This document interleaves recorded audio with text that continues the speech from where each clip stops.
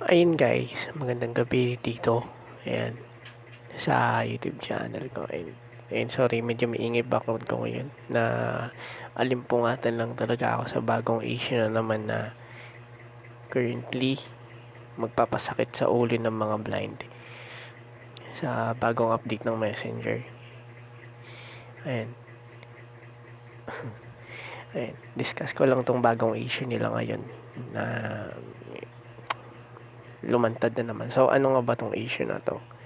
So, ang issue na to is kapag nagko-call ka sa isang kaibigan mo within 2 seconds something, nadadrop yung call and may lumalabas na verify your identification, verify your identity, ganun. So, ang nangyari dyan,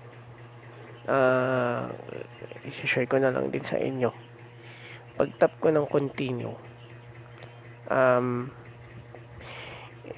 ito yung magpapasakit lang sa ulo ng iba. Kasi ako nagpag-guide ako personally doon sa part na yun. Magpo-provide ka ng video selfie.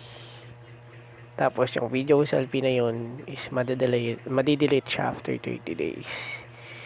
So, ang nangyari kasi, once na mag-call kayo, ng kaibigan mo, may tinawagan ka, nadap yung call, parang suspicious activities, blah blah blah blah yung sinasabi. Nung kuninto niyo ko para ma-confirm yung identity ko, ito yung pinaka na disappoint ako dun sa bagay na yun. Kasi kinakailangan ng i-follow mo yung instruction becomes sa pagkuha ng video selfie. Hindi ko na siya na demo or hindi ko na siya na talaga kasi nagulat ako dun sa naging na yun.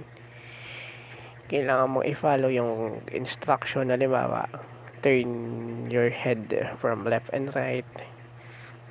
Ayan, tapos ano pa ba yung mga requirements dun? Basta magbibigay ng instruction yung dun para dun sa selfie na yun.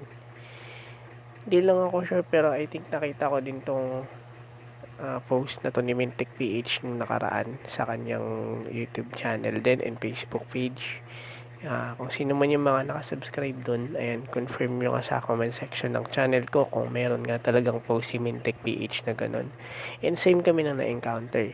So, yan lang yung din yung ginawa ko. Pinalo ko lang din yung instruction to confirm your identity.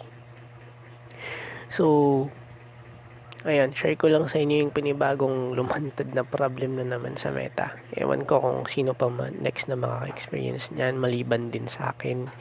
So, I hope na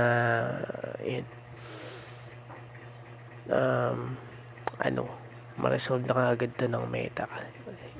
Within 2 seconds, na-drop yung call, nagulat ako Pag-confirm kong ganun sa identity ko, required na magbigay ako ng video selfie. Ganun.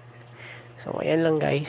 Share ko lang tong panibagong issue na tingin ko magpapasakit sa ulo ng mga blind or magpapa-confuse sa mga blind kung ano na naman ba tong issue na to. So, kung maka-encounter man kayo niyan, confirm nyo lang identity nyo, follow nyo lang. Video selfie kayo. So, ayan lang guys. Have a nice day to each and everyone. And I hope makatulong tong information na binigay ko regarding sa bagong update na naman or bagong release ng Messenger.